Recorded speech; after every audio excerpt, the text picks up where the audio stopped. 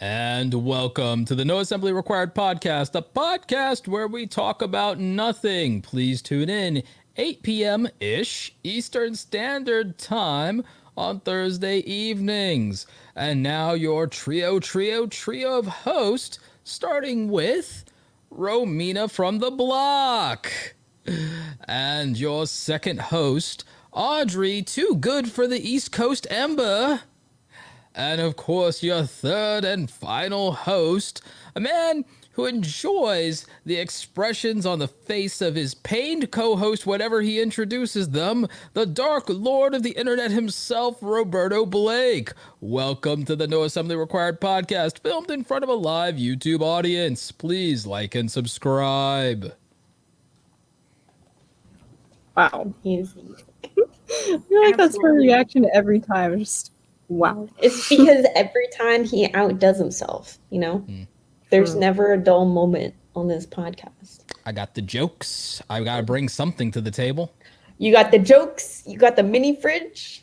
I got the hydration. I got the water. I want water. I just love, like, we hop on here to get ready to go on air, and Roberto just says, hold on a second, I'm gonna go get some water from my mini fridge.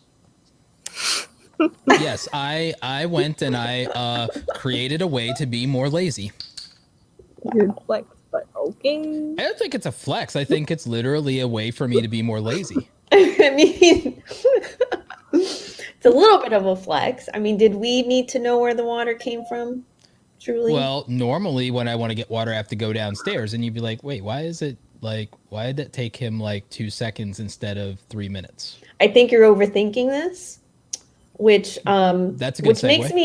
makes me excited for today's you guys like my segue there? That was incredible. For today's topic, which is the Myers-Briggs 16 personality test, and personality tests in general, and personalities in general, particularly Roberto's personality. We're going to find out by the end of this episode why Roberto has mini fridge. Like, why are we calling me out? Because it's entertainment, Roberto. I'm giving the people what they want. When you guys have taken this test in the past, that's a whole nother conversation. When you guys have taken this test in the past, were your results consistent with the results you got tonight? Yes. I cannot escape the butterfly chasing one. I always get the same one. Huh, even though I butterfly? What is that? What's a butterfly chasing one? All right, I think, okay, first of all, that sounds like you, by the way. What? No. Yeah. Why? Yeah. They changed it to a flower. It's part of the reason that you often go from project to project, and that sometimes you struggle with, in my opinion, consistency. Yeah. Okay, fine. Maybe I don't want to admit it, but maybe I am sort of like this. Because I just see this picture, and it's this girl, and she's just like surrounded by flowers, and she's just chasing them. And every time I'm like, I don't like that, but maybe it is a little accurate. Yeah. Wait, so which ones did you guys do? I only ever get 2 personality types whenever I take this, and they alternate. And it really depends on my mood when I'm taking the test or what stage I'm in life. But I alternate between 2, but I feel I am more one than the other. Okay. So are we going to announce our results now? What are we going to do?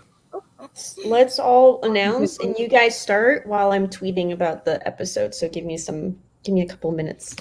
Audrey, tell us about this butterfly chasing. So mine is INFP, which I guess we should probably explain a little bit, right? Like what these letters I have do. the website brought up. Okay. Romina would have to share her thing because like I have it on my own computer here. Oh. Well, you can't do a screen share? You guys... I mean, I can, but it's probably better to do from whoever's hosting. Whoever's in control probably is the better. All right. Well, does anybody... I can't tweet and do the thing at the same time, so... Okay. I mean, I think guess all right, fine. Yeah, you do it, I Audrey. got my phone. I'll do it on my phone. So the 16 personalities test is based on the Myers-Briggs personality test, which breaks down personalities into 16 different personalities based on traits and all that stuff.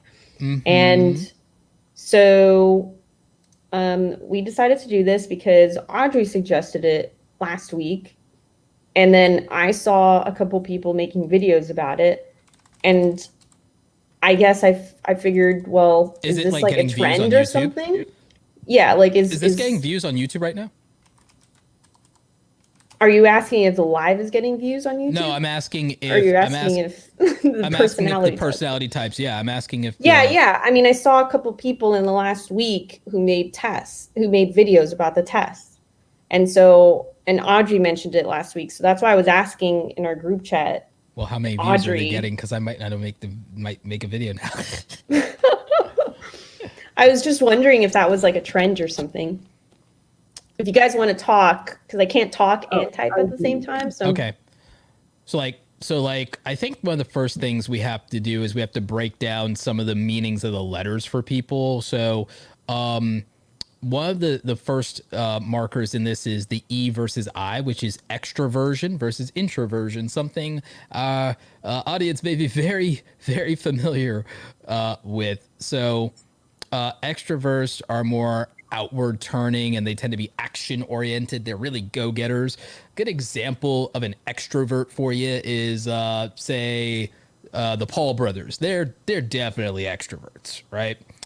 Introverts are more inward turning and tend to be more thought oriented and enjoy deep and meaningful social interactions and feel recharged spending time alone. So that would be people more like myself, Matt Diavella.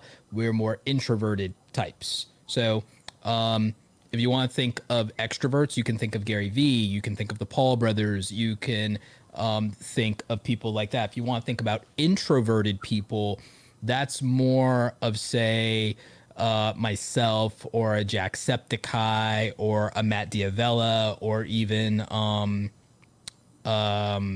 who else am I thinking of? There are plenty of people who identify in YouTube as introverts. You just don't think they are because they're on camera and you forget that they're in their bedrooms. That's so true. Safe, I feel alone, like the majority cozy. are. It kind of takes a little bit of an introvert to do this, I feel like, no? It depends on the type of YouTuber you are. Bedroom YouTubers clearly are introverts. The early YouTubers were almost all introverts, except for people like the pranksters. Like you could almost tell who is an introvert versus extrovert versus the genre of YouTube they chose. Believe it or not, PewDiePie's an introvert. Yeah. He has things that would make people assume he's an extrovert, but it's like, think about it. He doesn't have a large friend group. Even in the internet community, he doesn't have a large friend group. Everyone knows him and likes him, but he's only close with a handful of people. Don't a lot of introverts, like, they're more, like, quiet around big groups of people, but then they're really more loud and, like, weird around their friends? Like, I feel like that's exactly what PewDiePie is. No? Exactly. That's exactly it. And so that's like a big one to understand in this test. Then there is the S versus N, sensing versus intuition. And so people who prefer sensing tend to pay a lot of attention to reality and to what they can learn from their own senses. So it's like they're the kind of people who only believe in things that they can see, touch, taste, smell. Like things have to be like literal for them or have to have a basis in physical reality. People who are more N are intuition based, and so they can deal in abstracts. They like thinking about possibilities and imagining the future and theories. So someone who's into sensing, for example, is going to value things like tradition a lot more and is going to want to base things on the existing patterns, or is more obsessed with the past and takes things very literally. And then somebody that's more intuition and likes abstracts and likes the is more of a futurist, and so that would be, that's one of those. Then there's the T and the F, thinking versus feeling. So I think this one probably doesn't require a lot of deep dive, but basically people who are T, who are thinking, they tend to be more logical. They're impersonal when weighing a decision, meaning that they're more ruthless. They would like, I'll just go with the greater good is the more amount of people without regard for who they are as an individual. Those who prefer feeling are more likely to consider other people and their emotions when arriving at a conclusion. So they will personalize things, whereas a thinking person will maybe depersonalize things a little bit more. And so there is the J versus P, which is judging versus perceiving. Okay, so this one is really interesting. It's really weird, and there's a lot of archetypes to this one. There's like a lot of different archetypes to this one, but so all people spend some time extroverting. The judging perceiving scale is used to describe whether you are an extrovert when you're taking in new information, sensing versus and intuiting, or if you're making decisions more logically and feeling. So it's like, it's really a weird one. So it's a little bit harder. People who lean toward perceiving, they're more open, flexible, adaptive. So, they can handle change a lot more. People, it's about how you deal with the outside world. It's about, so judging, people who judge prefer to be decisive, and they like structure. They like structure, and they prefer to have firm decisions.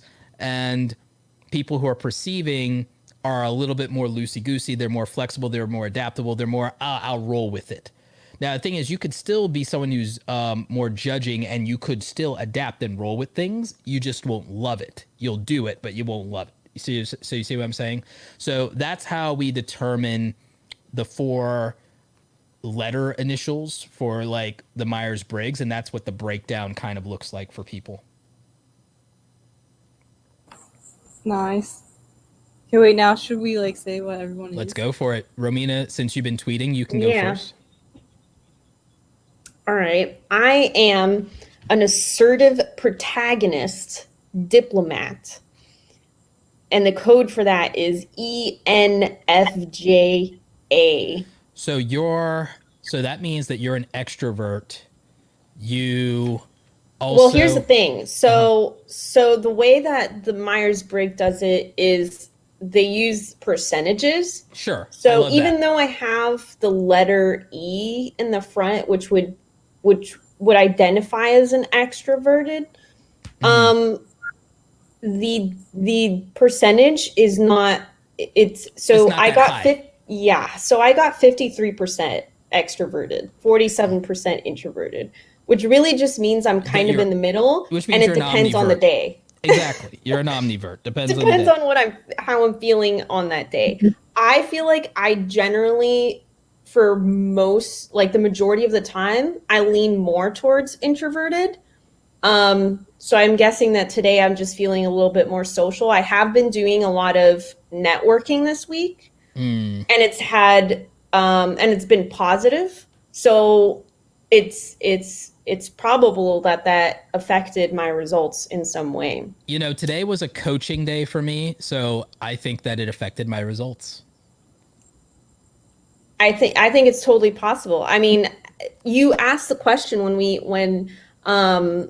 you came in, asking if our results today were different, and mine were. I have taken this test, I think 3 or 4 times before over the years. And I feel like every time I get it, I get something different. I don't really remember what my other results were, but I definitely do remember getting more introverted ones in the past. So it is it's interesting. It's not really reliable. I feel like I agree. Because it depends on where you are in your life at that moment when you take the test. And then on top of that, individual days, like what you're doing that day, how you're feeling that day.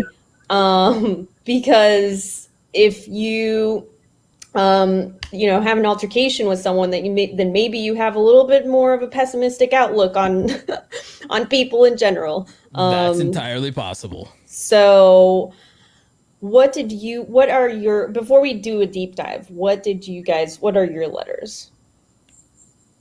I got INFP. That doesn't surprise me at all. Okay. Okay. What does that mean? P. Mm-hmm. Okay. What about you? Wait, did Roberto say it? All right, so this time I got INTJ. Now, alternatively, it's not been abnormal for me to get INFJ, believe it or not. So, which I don't think any of that surprises people, that I can get either of those whenever I take this test. So you got INFJ? I got INTJ this time instead of INFJ this time. So for me, thinking and feeling can go either way. And it was kind of like it was like a 60 something. It was like a 60 something, I think a 63 to a 37 on the thinking versus feeling today. And Audrey, you got INFP? Yeah. And I always get the same one. I've done it many times over a couple of years, and it's always the same one. Yeah. Interesting. So I got the architect. So I got the architect, which makes total sense if you think about it. But sometimes I'll get the advocate, and that makes also total sense, which is the INFJ. And when you think about those, it makes total sense, because if I tell you the strengths and weaknesses of both of those things, it makes total sense. So today I got the INTJ. Just the picture of the dude, he's like thinking, and there's like numbers. Yep, it makes total sense. It's like, I don't know if you guys can show that on the screen, but it's like, but here. Yeah, I can. Okay, so watch this. This is me, right? This is strengths. Enjoys theoretical and abstract concepts. High expectations. Good at listening. Takes criticism well, which I don't agree with that one. So that's why this is somewhat flawed. Self-confident and hardworking. So that makes sense for strengths. Okay. Here are the weaknesses for this archetype. Can be overly analytical and judgmental. Yep. Very perfectionistic. Okay, cool. Dislikes talking about emotions. Sometimes seems callous or insensitive. So yeah, I think that this, you can look at this and you can say this is accurate to me given the time of day. I think it varies on how well I can quote unquote take criticism, because I can take actual good faith criticism very well, but I don't take any other type of criticism well at all. So, but I also don't agree with, on the weaknesses, dislikes talking about emotions, because I think I dislike talking about my emotions. I do it anyway, but I don't mind talking to other people about their feelings. See what I'm saying? So like, This is where I agree and disagree with it. So Audrey, this is you? Yes. Audrey's avatar is a little lady running around with flowers, butterflies. Chasing the butterflies. This is mine. Oh, come on, that's not fair. You got the dude with You're the sword. protagonist. With the sword, yeah. Now I'm gonna ask you guys, because you guys didn't say what your letters were, A or T. I don't remember, because I didn't check. You guys didn't do your homework. What is that? I just thought, because I've done it so many times, I didn't think I forgot about the last letter thing. What do those mean? Right. I was just gonna break that down. So the letter, wait, where is it now? think, is it here? Assertive versus turbulent. Right. But I was gonna read the thing, but do you already have it open? I have it from mine. Well, I mean, just like the info, it should. There's a page. I just don't know where it is right now because I saw it earlier, where it just describes. Maybe it's here. No. Where it describes what the A and the T breaks down into. Assertive versus turbulent. It has more to do, apparently, with I guess the need for control and one's decisiveness. Yeah, it's basically assertive is you make a plan and you stick to it, whereas turbulent is more you you kind of wing it more. It was a page that compared both of them, and now I don't know where it is. I will look for it though. Well, we continue. Well, since you guys don't know what your letters are, Wait, Romina, what are your like strengths and weaknesses? for which for which part though? Like here.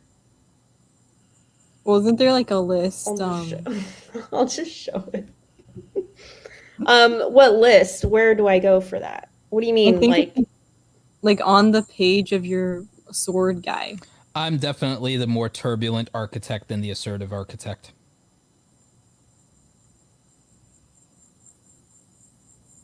You think so? I know so. I'm more affected by stress. I definitely am fueled by my worries and my concerns, and I also am more likely to change my mind than be rigid. But both are fueled by their ambition. So, is it? Makes sense.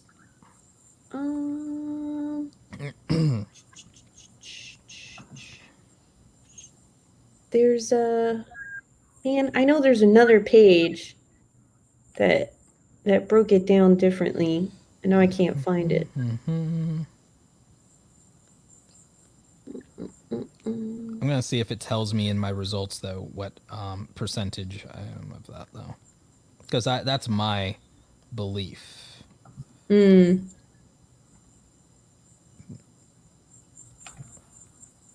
But here, look, here's strengths and weaknesses, right? Is that it, Audrey? I think that's what you were asking. Yeah. Let's see. My strengths are tolerant. Reliable, yes. Charismatic, of course. Altruistic, yeah. Natural leaders, I guess. That's subjective. Let's see. Weaknesses. Overall idealistic. Maybe. I mean, I do have big dreams, and I like to think about the big picture and kind of think about the future a lot. But you got premium? No. Okay. For my day-to-day, I feel I'm a little bit more realistic, and the actions that I take are based on that realism. I feel like I think more about that kind of stuff, even though it says I'm on the feeling spectrum. Yeah. But again, I mean, if you look at the percentages, let's see. I found mine. I'm definitely, yep, I found the thing you were talking about. I'm definitely turbulent. I did too. Oh, you found the page? Mm-hmm. Yep. 69% turbulent, 31% assertive. I'm 60-40 on thinking versus feeling, 65% judging versus prospecting today. 69% intuitive versus 31% observant, and 67% introverted, 33% extroverted. That's me. I got the same one again. It doesn't change. Like, it doesn't matter what day it is. I always get the same butterfly girl. You're stuck with her forever. I know.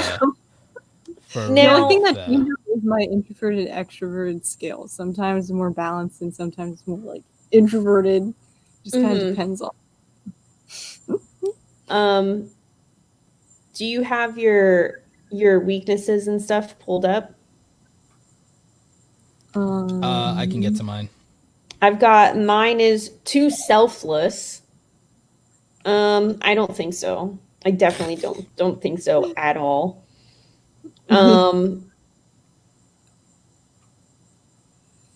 Too sensitive. While receptive to criticism, seeing it as a tool for leading a better team, it's easy for protagonists to take it a little too much to heart. Yeah, that's not me. Because I don't care. My weaknesses match more closely to INFJ. Fluctuating self-esteem. Yeah, that's definitely not me. Do you always get the protagonist, Romina? I don't know. I don't remember. Oh God. Struggle to make tough decisions. Maybe. What? Maybe.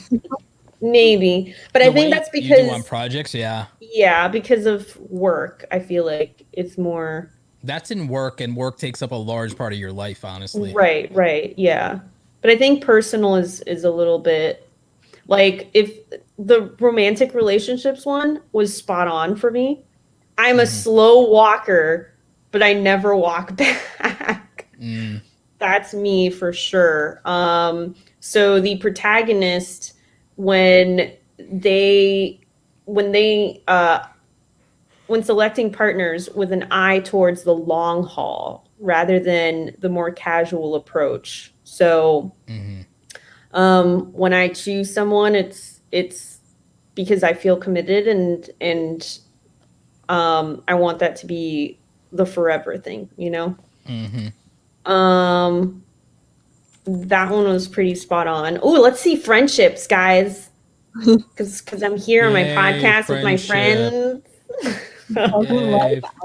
Yay, friendship. And INTJ.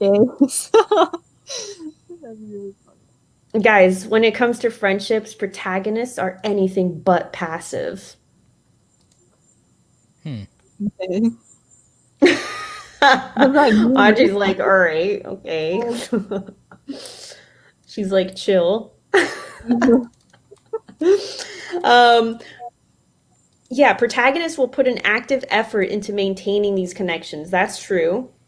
I do work towards maintaining connections. Again, for the long haul. I will text people years later and be like, how's your family? Tell me everything. I could see that.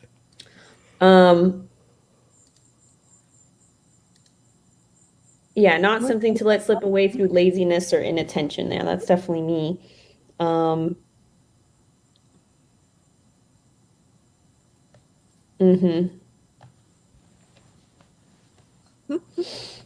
Career path. Go to career path, Romina. You're just looking at my screen. I thought you guys were looking at your own. No, we're looking. All right. Playing with my Career. screen, but yeah.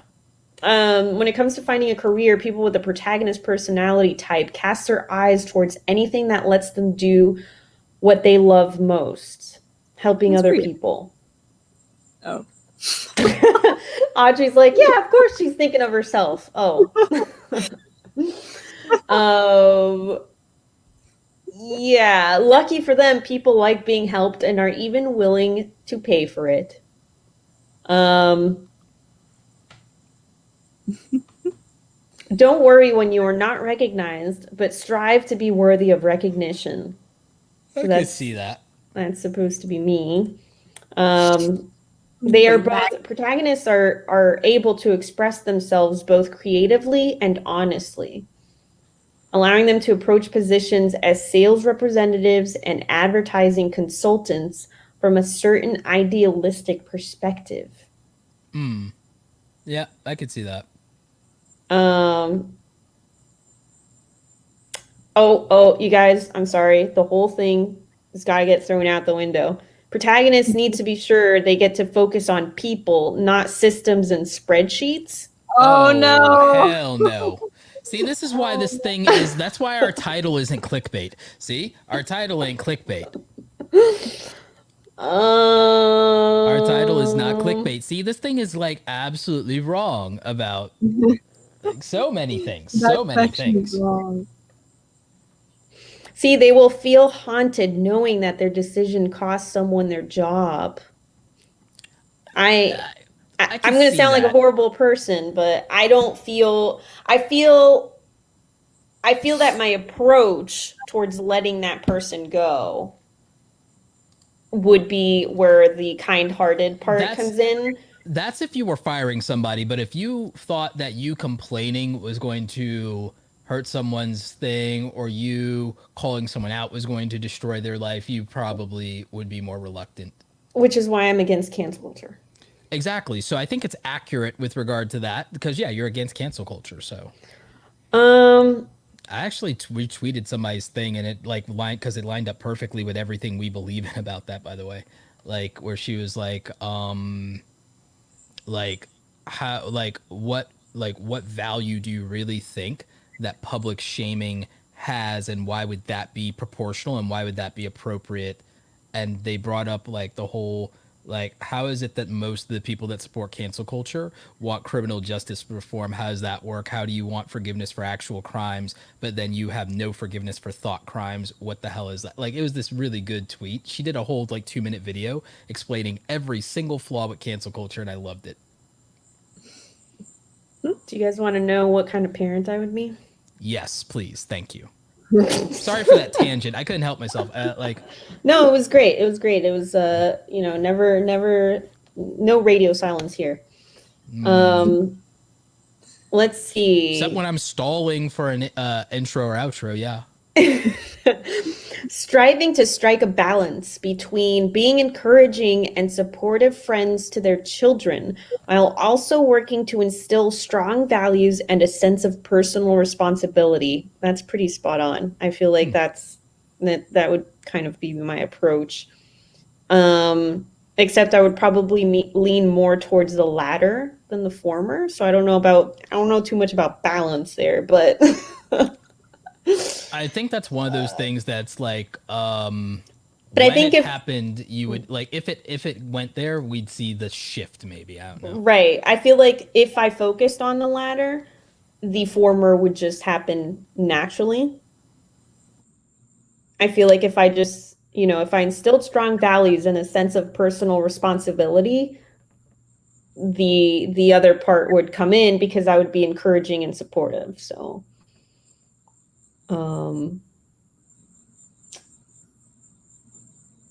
yeah, I feel like this is pretty spot on. Oh, look at that, a little rocking horse. Romina, it's like those little things that you have. You always have those things with you. What things? The figurines that you have. Oh yeah, her little toys, like reminding me like you really have a little dinosaur. It always reminds me of Mrs. Doubtfire. It always reminds me of Mrs. Doubtfire. Oh my god. Look, you're literally the person in the photo. This is a dinosaur, and that is a rocking horse. How'd you know? Romina-saurus. Wow. Look, this is it. Whatever you are, be a good one. See, yeah, I would totally. That'd be me. I feel like. I'd be like, listen, whatever you're doing, just just be good at it. Yeah. I wanna be the very best, like no one ever was. I couldn't help it. I couldn't help it. Wow. All right. It was the perfect setup for that. How was it not? Do you guys want to? Hey, how about you send me your link? If you go to the to your page, there's a thing that says share your profile. Send me the link and I'll put it up on the screen. Well, I have here in share. I have down here share screen. Okay. So all you got to do is okay. All right. Okay. All right. Okay. All right. What do we want to click on first? Let's do romantic relationships. Oh, dear God, why? Because hey, you asked. Okay. Let's do. So I have to click on this part, right? I guess. How did I get in? Like, I think you have like. Hold on, let me refresh. Hold on, let me see. No, I just clicked here. Oh no, wait. Yeah. Click on get started. Click on get started, and then romantic relationship. Okay, yeah, because the rest of the stuff is premium stuff. Right. Okay. All right, so approaches with a plan and everything. Let's skip down to like where it actually tells us something useful. Direct and honest over social. Wait. Scroll back. What is that? Direct and honest over social rights. Yeah, meaning, all right, so sentiment, tradition, and emotion are like an emotional architect's weaknesses, and social gestures that seem not to have a clear purpose are often viewed by architects as silly or even insulting, meaning that I don't like social norms. That I think no one is surprised by the idea that Roberto doesn't like social norms, and if I can't find a reason behind a ritual that makes actual freaking sense to me, then I'm like, I have no use for it. I'm like, oh, well, that's dumb. Like, I have no use for things that don't have practical applications, and I'm not really that super excited about them. I might tolerate them, like, to be kind, but I'm really not like, I hate rituals like that don't serve a purpose. So this is accurate. Ritualistic dating practices that grew over time to make them blah, blah, blah, blah, blah. Yeah, the problem is, yeah, exactly. I hate that. Architects, I like directness. I like honesty. I like straightforwardness. I don't like the invisible song and dance BS. I want to I just want people to be open and honest and say what they think and what they feel and what they want. I hate unspoken social arrangements. I hate it. Wow. So yes, it's a prime example. This is why I'm single. So yeah. Wait, keep scrolling. Maybe it'll let's there's more to, you know. As always cool. Look at that. It says always cool. Yeah. The positive side of architects giving quote unquote giving up is that they are the most attractive when they aren't trying to be attractive. That's true. Most appealing when they are doing what they do best. Yes. Generally, that means working in familiar environments where their confidence and intelligence can shine. I think no one is surprised by that. If cynicism takes hold, architects tend to show off their intellectual superiority and place themselves above such silliness. That's accurate. That's fair. That's where I come off as dismissive sometimes. That's totally fine. Being alone becomes their unintentional choice. Yep. Allowing others to come to them is often the architect's best strategy. That's fair. That's fair. It's also why I like strong, aggressive women, so that's probably accurate. If they believe a relationship has potential, they will spare no effort in developing and maintaining stability and long-term set. Yep, 100%. Yep, that's accurate. I'm getting a thumbs up from Roberto so far for accuracy of Myers-Briggs. In certain aspects, yes. In the breakdowns, in the little... In the details, maybe. We're also skimming through this because we're not gonna... I mean, it's like thousands of words, so... Architects value truth and morality. Architects value depth and intelligence and bringing stability and insight to their romantic relationships. Yes, they prize honest communication, and everything in a relationship is open to discuss and change, but this must be returned by their partners. I think no one is surprised by this about me. I think no one is shocked by this at all. Architects do what they think is right, regardless of I think no one is surprised by this. And sometimes comes across as cold. It's important for their parents to know architects don't make these decisions lightly. Sorry, partners, not parents, know that these decisions aren't made lightly. They spend tremendous time and energy trying to understand why and how things go wrong, and they hurt deeply when things fall apart. Yes. I think, again, no one is shocked by any of this. This is especially true if they've taken a difficult risk of committing themselves. Their challenge is finding partners who share the same values. While no personality type is excluded from this, each provides its own unique challenges. It can be important for architects to feel like they're on common footing or on at least a few fronts, making some shared traits potentially an important factor, but they shouldn't necessarily go around looking for another architect. Each opposing trait brings the opportunity for great personal growth. I agree with that. So yeah, that makes total sense if you guys think about it. I mean, are you, either of you shocked by that with me? No. Is that pretty I feel spot like the on? whole time we just kind of be like, "Yep." Yeah. Yeah. Let's take a look at the career paths, since that's where we found most of the shockers under mine. Let's go for that. Career paths. The role of genius is not to contemplate the simple, but to simplify the complicated. Complicated. Okay, sorry. let's we're gonna read that one again. The role of genius is not to complicate the simple, but to simplify the complicated. I think that literally Chris described. Jammy. I think that literally described my entire YouTube career. I guess so. All right, let's scroll down and see if you can pick out some little bits. Ooh, what's that photo? Show us that. What is that? Wait. Okay. All right. So we see here. That's about right. We got to describe this to the people. Audrey, why don't you describe it? Yeah. Okay, so there's Roberto looking at a spaceship, and it's from Star Wars, I think. This is a Star Wars ripoff. R2D2. This is a Star Wars ripoff. It looks like an X-wing. X-wing, yeah. Yeah. And yeah, he's just looking at it, and there's like buttons and stuff behind. And there's like a little R2D2. And there's a console, and it's like all Yeah, it's very much a Star Wars rip illustration. I love it. Clearly. Okay. Even So more. the real problem for architects is they need their new and creative ideas to be heard. Yeah. They need to have someone in charge listen to them, but forming relationships with people who make decisions is not exactly part of an architect's core strengths. That's fair.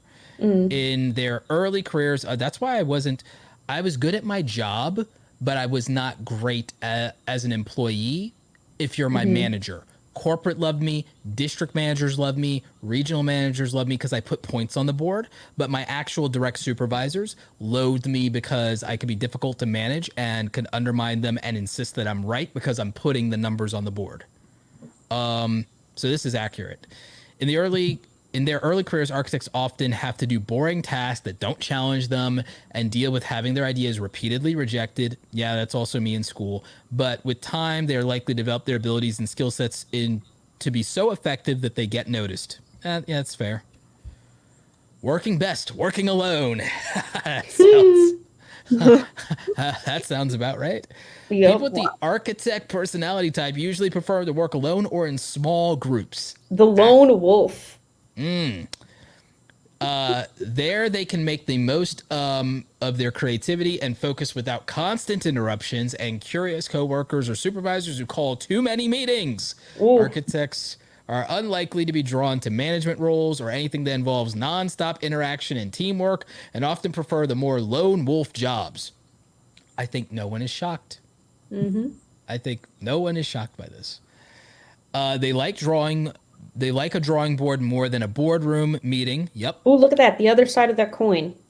What's that? What's the other side of that coin is that architects dislike anyone who gets ahead by playing the office politics game well or working a company's social scene just right.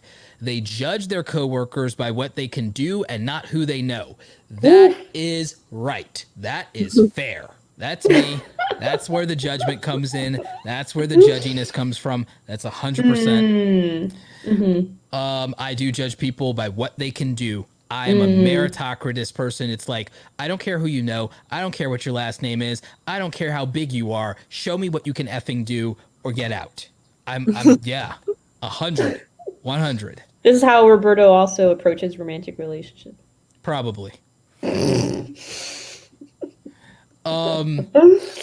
Architects have high standards. If they view a colleague or supervisor as being not up to those standards or otherwise ineffective, respect can be instantly and permanently lost. This was exactly my problem when I worked for someone else. If they did not, if they were not competent at their job, or I knew that they got their job because they're someone's son or daughter, no respect. If they didn't respect that like actually doing the thing well matters and not playing the politics and the song and dance and everything like that, but actually delivering, if they couldn't respect that and if they couldn't see the value in that, I was kind of done with them. I really had that kind of personality. It made me very hard to work with in corporate America, which is why I don't do it. Like it made me, I have impossibly high standards sometimes, and I judge people for what they can do. And I don't care where someone comes from. I don't care about their background. I care about results. And I would quickly more praise somebody who doesn't look the part or doesn't, always have like the best habits or has a sloppy work area or whatever. I don't care if they're delivering results, and I would sooner praise that person than somebody that's quote unquote like phoning it in but playing the office politics. I hated that so much. Earning the right positions. As their careers progress further and their reputations grow, so will the difficulty of the task and projects architects are offered. Architect personalities demand progress, evolution, and they love to explore new ideas. They often satisfy this by pushing themselves into more active strategic positions. While they don't care for the spotlight, architects do enjoy controlling their ideas. That's fair. I always wanted control over my ideas. I wanted control over what I do. I had to accept sometimes being the front man or being in the spotlight or being a quote unquote internet personality as a consequence of just wanting control. All I wanted was control. So I put up with everything else. They often take on low profile but influential roles as managers, systems engineers, marketing strategists, systems analysts, and military strategists. That's fair. A lot of people don't know how much I actually do a lot behind the scenes. I do more behind the scenes than the people are really impressed with everything they see me do. Most of the stuff I do is like under the radar work. And I prefer a lot of, you guys know that I actually prefer building things. I prefer building things. I mean, I guess that's why it gave me the architect. Architect's vision. Let's take a look at your weaknesses.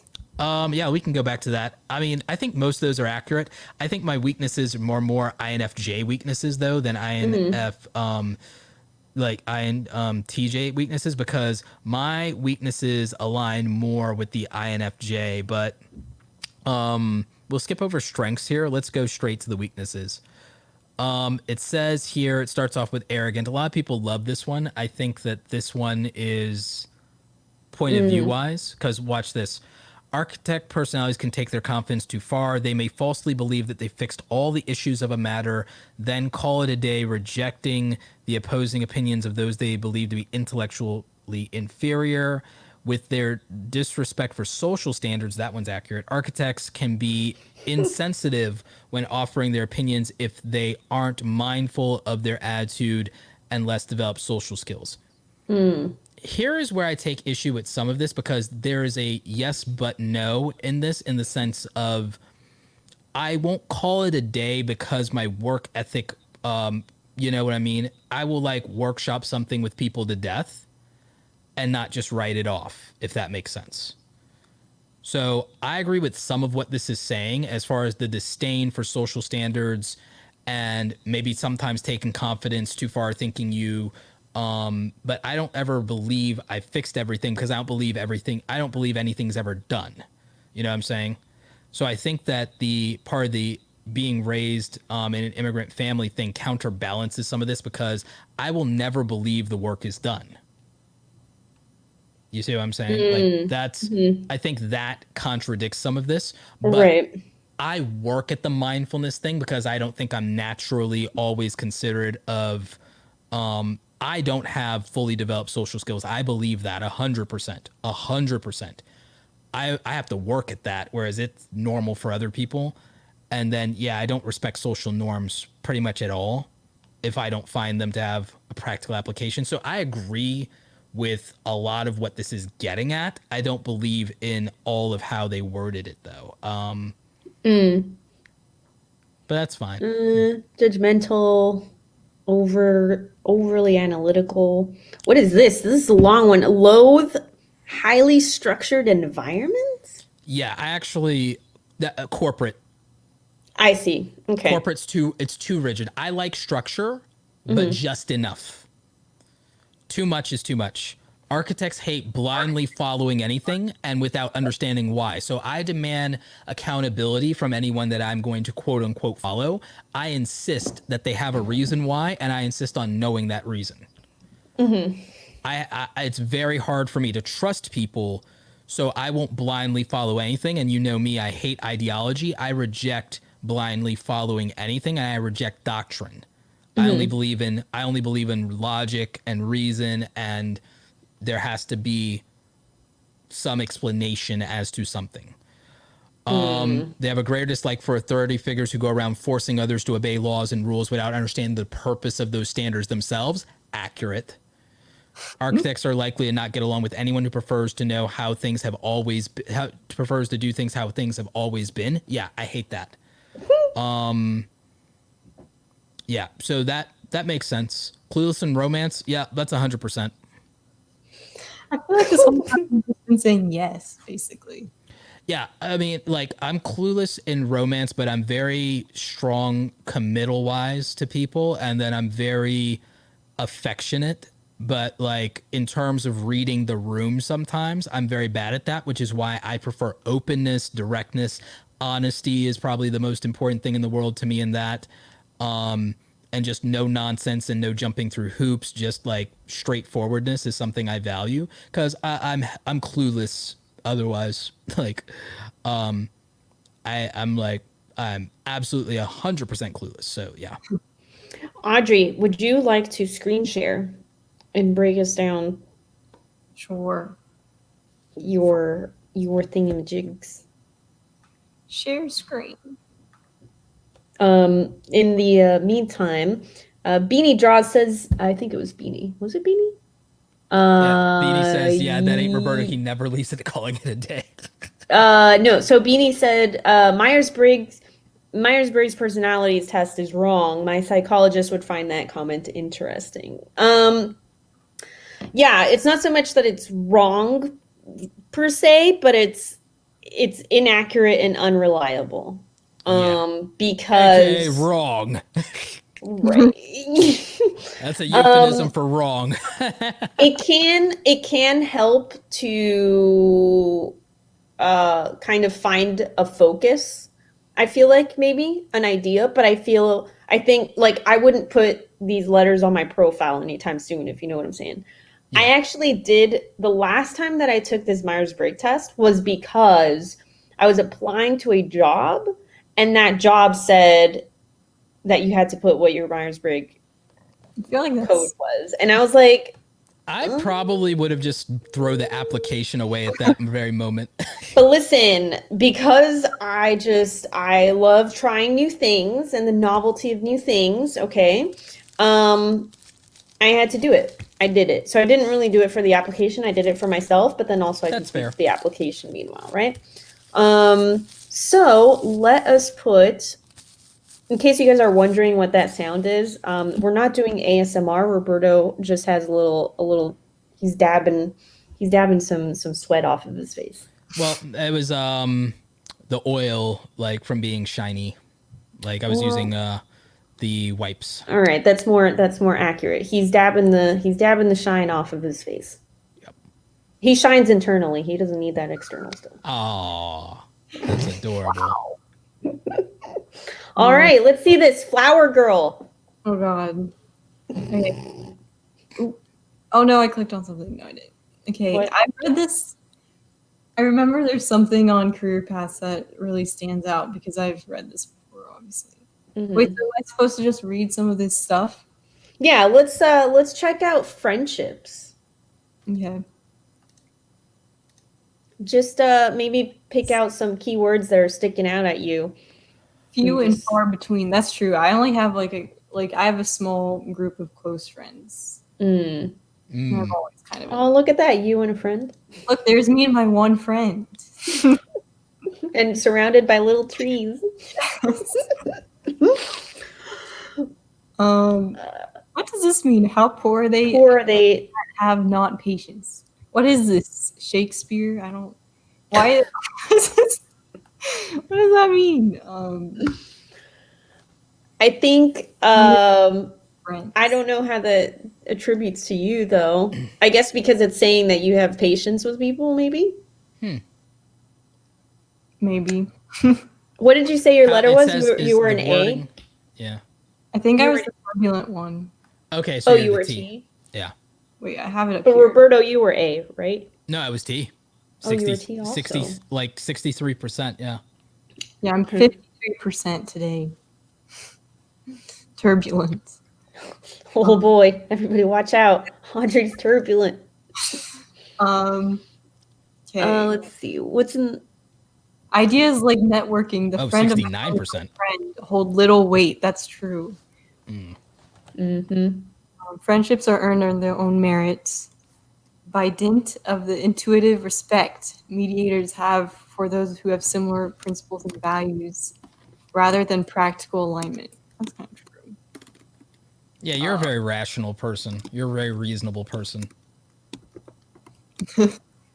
Unless it's trying to say that you get along with people who align with your value system more than who agree with your like arguments, then I would say that is a more accurate way to describe like you. Yeah. Meteor shields are properly navigated. Strong, stable friendship will ensue, marked by passionate support and idealism. Why does mine sound so like poetic? Subtle, poetic, You're a Poetic filmmaker. wit. I'm not shocked. and a level of emotional insight that is hard to match. That's true. It's really hard for me to become like open with people. Mm-hmm. Pretty big difference. That's why I have like a small amount of like close friends. I don't really like, I don't know. I don't really spend time on like acquaintances and stuff. You know what I mean? That sounds bad, but I really I keep like my close friends close as a main. Right.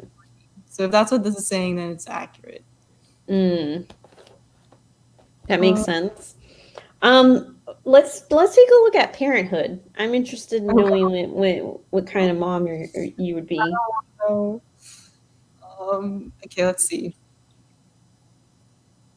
Aw, parents are warm, loving, and supportive, Wow. and take immeasurable joy in the wide-eyed wonder of their children as they explore, learn, and grow. I feel like that applies to anyone, any mother, though. I mean, any of the good ones.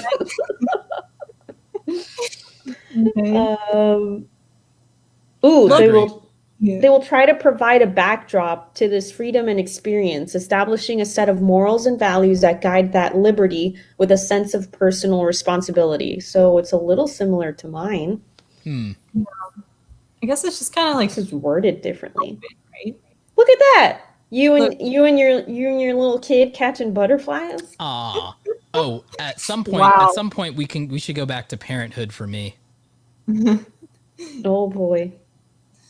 The sense of responsibility has a harder side. If their children fall foul of their mediator parents' values, it will not be taken lightly. I feel like it definitely would be hard if that's where Audrey comes out with the paddle.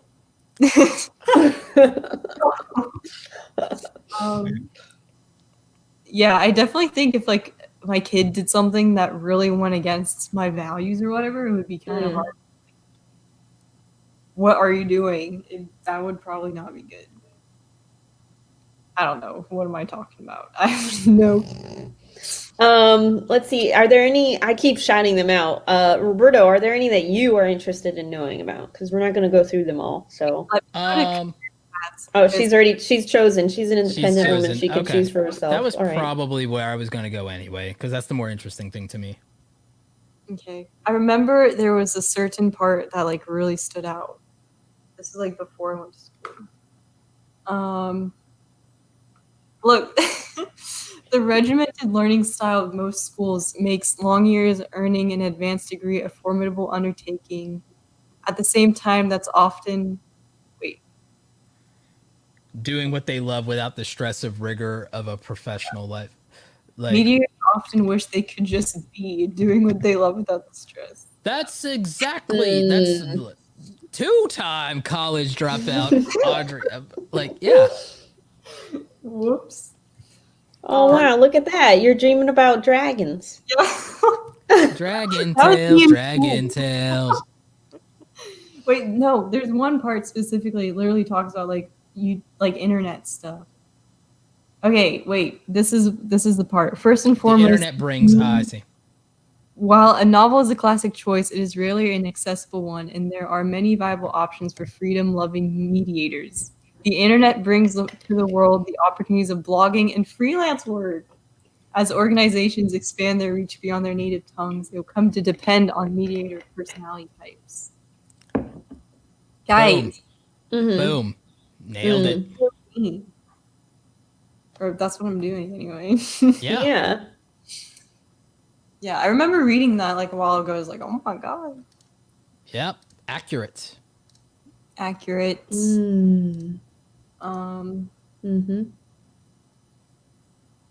What is this? Anything else that's interesting? Roberto, is there anything else that you want to take a look at on Audrey's page? For me, that was the most interesting stuff. All right, we're going to hop over to Roberto's screen now. By the way, if you're just listening to this podcast, you're missing out because we love to do visual stuff. I'm always holding up dinosaurs. You just never know what's going to happen. Audrey's got a Teletubby where its eyes are melted in. So if you guys want to be a part of the show, then come join us every Thursday at 8 p.m.-ish at youtube.com/noassemblypod. So this one is already off to a bad start. I love the quote, though. This quote is accurate. Children must be taught how to think, not what to think, by Margaret Mead. I believe in that quote. Here's where it goes off the rails, though, where it suggests that being The second sentence. being so devoted to rational and logical analyzing cause and effects, architects aren't always prepared to deal with people who haven't developed these same abilities like children. That's actually completely false. I am a 3-time big brother, and I actually love three-time older brother. Plaque, Roberto? Yeah, 3-time older brother. And I helped raise my younger siblings after my parents' divorce, and I actually am extraordinarily patient with children. I have no patience for adults that act childish. There's a difference. And that's not childish as in creative childish. I mean, like in terms of lack of critical thinking. So what it's suggesting is the challenge of being emotionally supportive. Like as adult friends of mine, I think you guys know me well enough to critique on my ability to be emotionally supportive. I think that this one is like one of those generalizations of architects that I think is inaccurate, which is why sometimes I can be INFJ. Because when it comes to specifically my friendships and also anyone vulnerable like children or the elderly or people who are disabled or people who I see hurting in the moment, my thinking gives way to my feeling pretty damn quickly. Yeah, I become very emotionally invested in people, and so that like flips very quickly because what it says here is that architect parents aren't prone to giving as much warmth than the classic images of parenting suggest they should, and that's really not true, and that was not reflective of the relationship I had with all of my younger siblings. It was more challenging as they became teenagers, because then I had higher expectations and standards for them, especially with regard to anything that could be done to make my mom's life easier. So when they were very young and very little, it was very easy to do that and to be very affectionate and very close and very warm and very understanding, very forgiving. adolescence and teenage years, when it becomes, why are you making life harder for mom, is where the rational thinking and more strictness comes in. So like, I don't know how much I agree with this one. Let's see. When necessary, architects speak openly with their children. Yeah, that would be my style. They believe in honesty and that knowing the truth is better than not knowing it. Yeah, that would be my approach. I wouldn't lie to them. Let's see. Architects also recognize that life can often be the best teacher, and they tend to be more liberal with boundaries, allowing their children to have their own adventures and make many of their own decisions. That would be probably close to my parenting style. They believe in developing critical thinking skills. Yes, yes, yes. That is what I'm all about. They like mutually appreciated ground rules. They expect their children to use freedom responsibly. It's funny, my parents were like that with me. So definitely. My parents, they taught me what the right thing was. They taught me why it was the right thing from a logical perspective, and taught me what consequences were, and let me use critical thinking to say, is that really worth what is on the other end of that choice? And they trusted me to do the right thing without them having to stand over my shoulder. And it worked. I could disagree with my friends and stand up for myself because I understood how to think critically and realized that I didn't want the consequences of the nonsense my friends would do. Let's see. If their children accept their approach to parenting, they begin to trust and respect their architect parents. Architect personalities are excellent communicators when they want to be. They frame problems as opportunities for personal growth. They help their children develop their own style of rational thinking and problem solving. With their parents' guidance, children can apply this more and more to complex situations, building their confidence as they grow. Architects try to make sure their children are prepared to deal with anything life throws at them. That sounds like me. I just don't agree with the withholding of warmth aspect of what it assumes about me. And so, yeah. Well, it's a bunch of letters on a screen. So what do they know anyway? Wait, what are the strengths and weaknesses? Did you do that? We went over we the did weaknesses. My weaknesses. We didn't do my strengths. Quick, imaginative, and strategic mind. Yeah, I think we know that. High self-confidence, that varies. People think I have more self-confidence than I do. I can speak to my subject matter confidently, whereas I tend to not have as high an opinion of myself, and I tend to be self-critical and self-deprecating. And you guys know this because you spend time with me. And there are a lot of things I don't like about myself.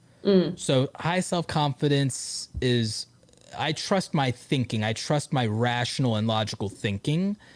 That's very different than, in my opinion, that's different than having a high opinion of yourself. Trusting and believing in your rational thought, your ideas, or the systems that you understand, or your subject matter is different, in my opinion. I think having more confidence in your ideas than faith in yourself is a specific type of thing. Independent and decisive. Yeah, I'd agree with that. Hardworking and determined. I don't think anyone's debating that. Open-minded about most things. I like exploring ideas. I don't like the idea that I might have to bend myself or change, but I'm open to conversations and ideas. I like toying with ideas, and I'm open to being proven wrong. I'm open to the idea that I could be wrong, but I want to see it. I want to see the rationalization. They apply their openness and independence when thinking about matters like alternative lifestyles. Yes, I'm very open to that. Like, I don't think I judge people's lifestyle in terms of choices. I judge it in terms of consequences. Jack of all trades. Yes, but that's yes and no. I feel like I feel it's more jack of all skills. Yeah. It's not really so much trade, I feel like, because you're good at a wide range of things, but they all kind of fall into the same spectrum, I feel like. I agree with you. I'm an actual polymath, and that's but that's an anomaly people don't account for. Right. Is that, but it comes from a very specific ability. It's an ability I refer to as intuitive aptitude, meaning that I have the capacity to learn almost anything that I actually give a crap about. Like anything that I actually care about, I can learn it to a high level of competence. I don't think you have to have mastery. And I think even people who dedicate themselves to a single craft don't necessarily master it. So I think that mastery is overrated. The whole, oh, jack of all trades, master of none. Most people, even if they make themselves a one-trick pony, will never be a master anyway. That's why I've never believed in that side of education, of the concept of specializing versus having a deep and thorough knowledge of overlapping skills that support each other. Yeah, which I think is very close to all three of us. I think all of us are like that. And so, yeah, we already went over weaknesses. I agree to disagree on a lot of those. Actually, I think the only one I agreed to disagree with was the way they frame arrogance. I don't think of that as arrogance because I don't think it's an overestimation of my abilities. I would see that there's conceitedness. There's conceitedness and then there's arrogance because I don't feel I delusionally overrate my abilities except for maybe my capacity. I think that I take on too much. But I think that I know that, but I don't want to. There's two things. I don't want to let people down, and I also don't often trust anyone but me to do something, not because I believe so much in myself, but because I've been disappointed too much. Yeah, that's my own critical analysis of that. So I think that this test was mostly accurate and fair as far as me. There's just some things that I nitpick, but I think it's pretty fair. Wait, I have one more thing that I want to ask you guys about because I think Cool beans.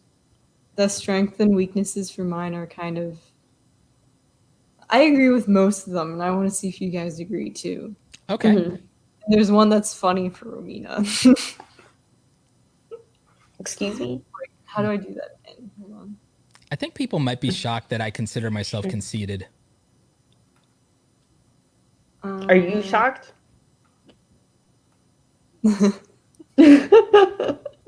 Silence. Are you shocked, Roberto? No, I consider myself conceited. Why would I be shocked? I have some level of self-awareness. I think people don't think that I have the capacity to admit my faults. And the thing is, that's just because they don't hang out with me. They watch content. They watch content of me, which is not the same thing as actually knowing a person. But I think a lot of people assume that if they watch 10, 20, 30, 50 videos of internet personalities that they know them. And it's not the same thing. And it's not because anyone's being two-faced. You're seeing literally 10, 15 minutes at a time of someone's life and extrapolating everything you know about them from that, which is actually in a way, it's a really terrible way to judge people. And it's wholly inaccurate, but because it's video, I guess, or audio or whatever it is, people cite that as evidence, but that's not the same thing as spending an extended period of time with somebody. I mean, you literally couldn't date anybody like in a rational way. Like you couldn't choose to date somebody or choose a life partner evaluating them in that way. So why would you make assertions about who somebody is? You know what I'm saying? It's like, it makes no sense to me.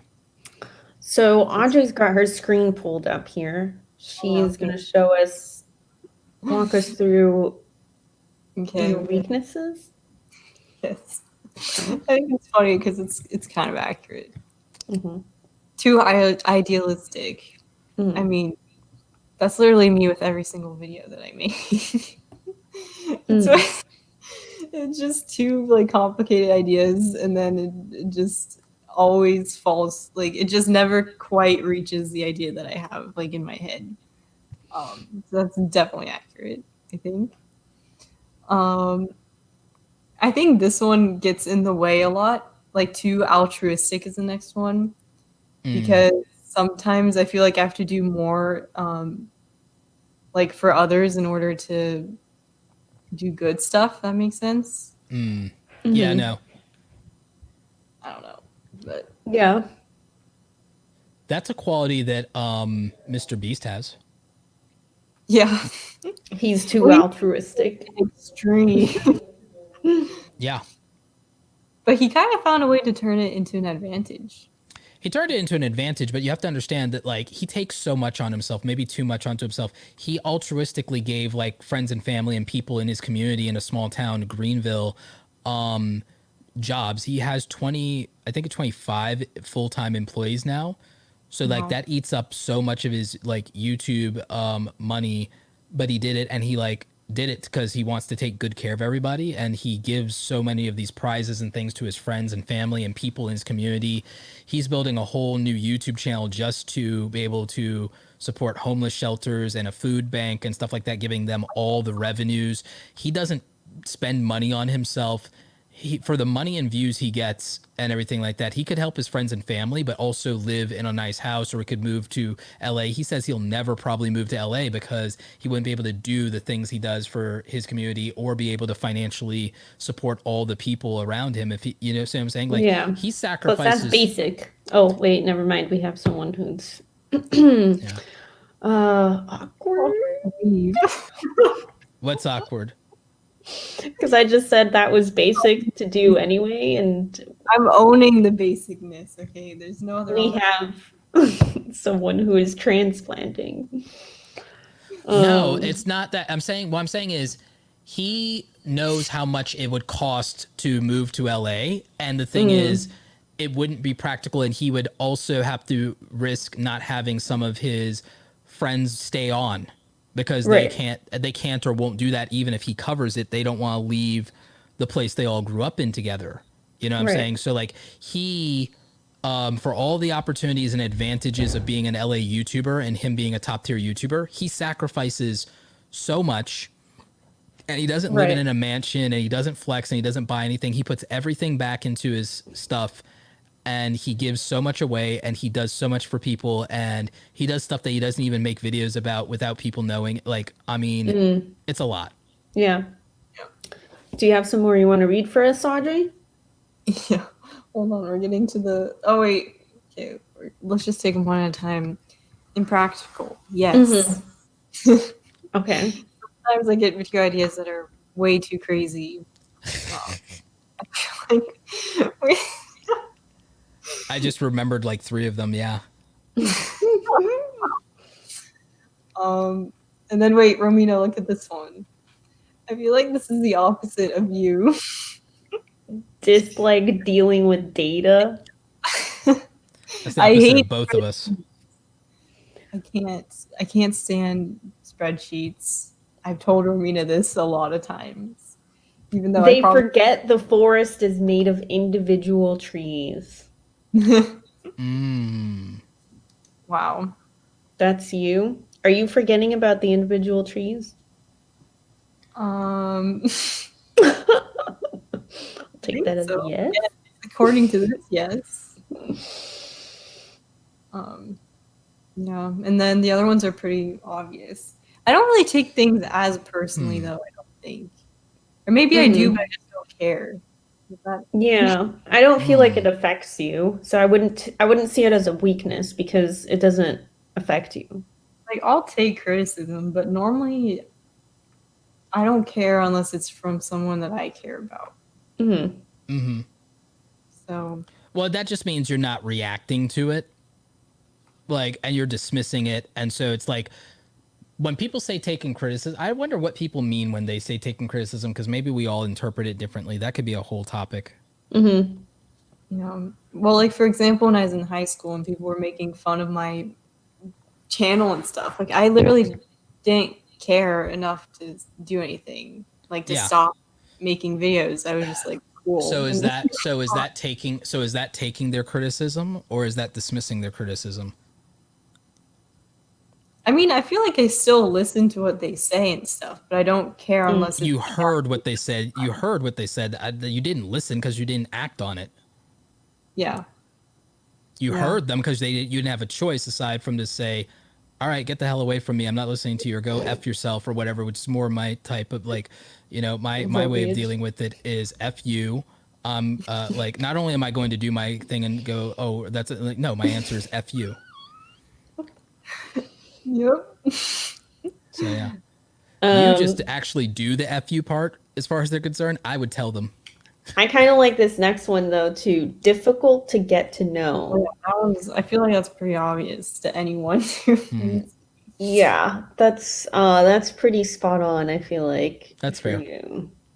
But I wouldn't consider that a weakness though. I that's my thing. I disagree with some of these things being classified as weaknesses. Yeah, because I mean, sure, it's difficult to get to know, and I guess I wouldn't say that's so much of a weakness as just depending on what you're trying to achieve, it might provide you some roadblocks, Yeah. But it wouldn't be so much of it's not a bad thing. It's just what it means is that the people who stick around long enough to get to know you are worth it because they stuck it out. I agree. Yeah. I don't here's the thing. People think that that's a weakness even for a content creator, but I'm like, there are entire content creators that make false personas, caricatures of themselves, and we don't know jack about the actual human being. We know their avatar. So like, people say you have to be vulnerable to succeed on YouTube, or you have to let the audience in, or you have to let them get to know you, or you have to be transparent. It's like, no, you don't, because there are entire personalities of people with literally millions, if not tens of millions of subscribers we know nothing about the actual person. We know the character that they play on YouTube. Oh, I'm not this in real life. I play one on TV. Yeah. Like, most people don't know who PewDiePie is as a person. They don't know who Felix Kjellberg is. And even times when he's revealed or opened up, they barely watched or pay attention to that. And they can't remember any of those details. They know who PewDiePie is. They don't know who Felix Kjellberg is. Yeah. Most people don't know who Guy Beam is. They know who Dr. Disrespect is. And you know what? Myers-Briggs doesn't know who Romina is. Mm-hmm. They don't know who Mark Fishback is. They know who Markiplier is. So yeah, I agree. I think in conclusion, personalities are complex and cannot be summed up into 4 letters or 5. In a letters. 5-minute test that you can take for free on the internet. Right. What? But there is another personality test, which is the Big 5 personality test, which is also an interesting. And I took that one as well, and that one bases it on a whole other. It's got other stuff. Other criteria. Involved. Yeah, but also very interesting.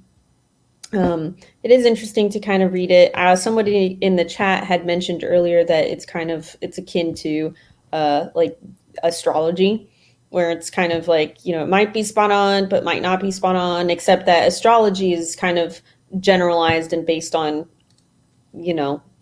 like the whole population of the earth. Whereas the personality test is you take a quiz. It's more specific to the individual as opposed to the astrology, which is just like you can't control, what months or day you were born in. What do you think of numerology? Because I consider that to be kind of like big data aggregate, and I think it's more accurate than people think because of how granular numerology is. So damn granular. What do you think about that? I feel the same way that I feel about all the other stuff. Yeah. I feel like some stuff is accurate and some stuff isn't. I agree. But I think also scary to me what is accurate, though. It's scary to me what is accurate. Right. Yeah. I mean, I've read some stuff that is like, what? It's a little scary. Yeah. Someone in the chat mentioned birth charts, Creative Mind Industries. Birth charts are much more specific in astrology, which I have done the birth charts as well. And yeah, I think it, again, it's kind of like the Myers-Briggs. Some stuff is pretty spot on, and then other stuff is like, saying that I prefer people over spreadsheets. Come on, that's crazy. It's crazy. But I think with that, we should probably start wrapping this up since we were kind of gone over. Do you think you got a an outro for us? I need like 2 minutes because I had one and I forgot what it is. I had one and I forgot what it is, so now I have to make Audrey, give us some last words here to leave the audience with. What does this? I've been talking for the past 3 minutes. It's your turn to talk. I don't know what numerology is. All right, well, go look it up and read it. I'm not gonna talk for another 3 minutes. Is it like another test, or is it Actually, no, it's kind of like astrology. Actually, I have the outro now. Okay. All right. Well, we can ignore that. We'll do the numerology thing some other time. Maybe we can bring in a numerology expert to do it for us. Maybe. All right. Roberto's like, maybe. The architect is like, excuse me, just let me look it up and I'll do it. I'll do it myself. All right, I'll do it myself. All right. Take us out.